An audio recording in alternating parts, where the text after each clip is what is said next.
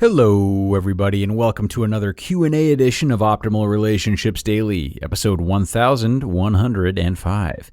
I'm your host and narrator, Greg Audino, hoping your weekend is off to a good start if you're listening in real time. So today I'm taking a question from one of your fellow listeners who is struggling with social anxiety. Now, of course, a long-standing pattern of social anxiety is best addressed over time with a therapist, but our asker goes on to reference his poor experience with therapists, as well as the fact that he has more interest in learning coping strategies than talking through it extensively. Let's see if we can meet him where he's at and offer some help as we optimize your life.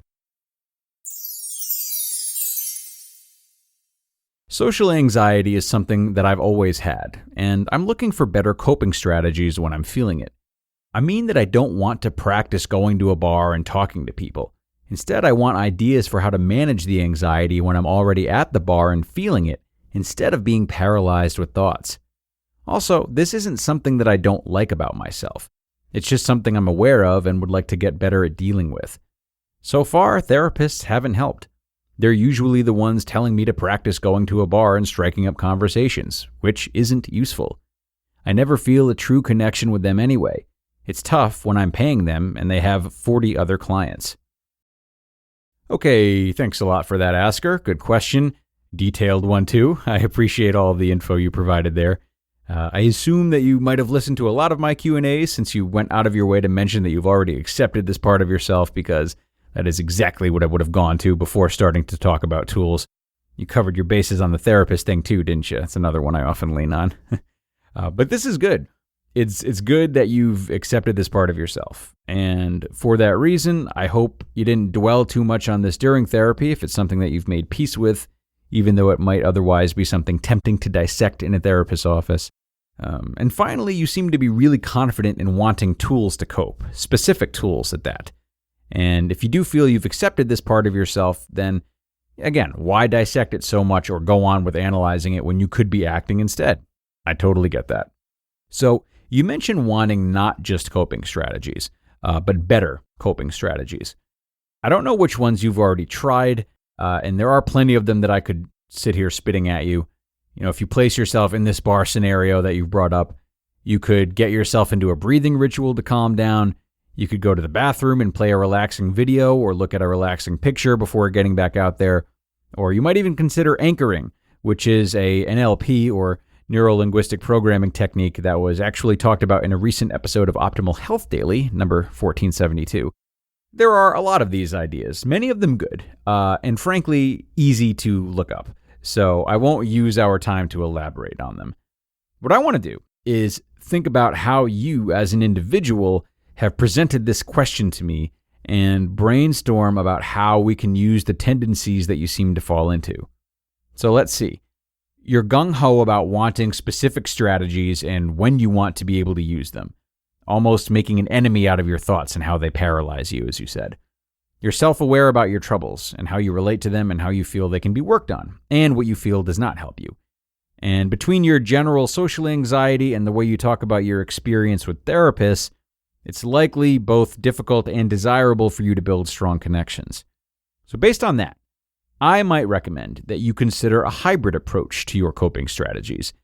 Mind you, coping strategies do not have to be all physically action-based like the ones I listed a minute ago.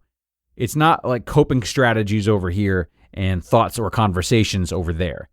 A lot of people forget this, and if you're already feeling friction towards your thoughts and how they paralyze you, it's especially important that you don't forget this.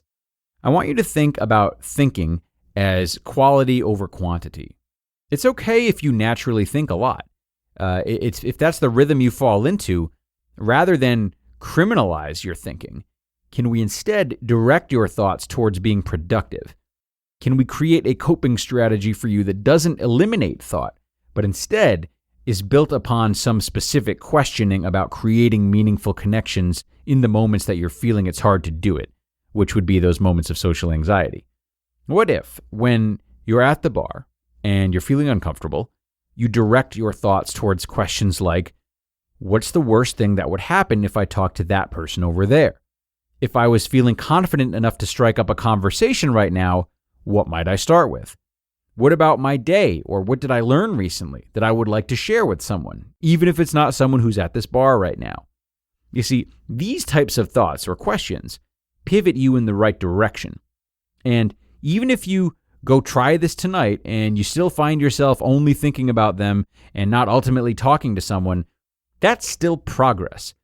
The thoughts are directed. They're thoughts that yield answers, and they're thoughts that over time will make taking action easier and more natural.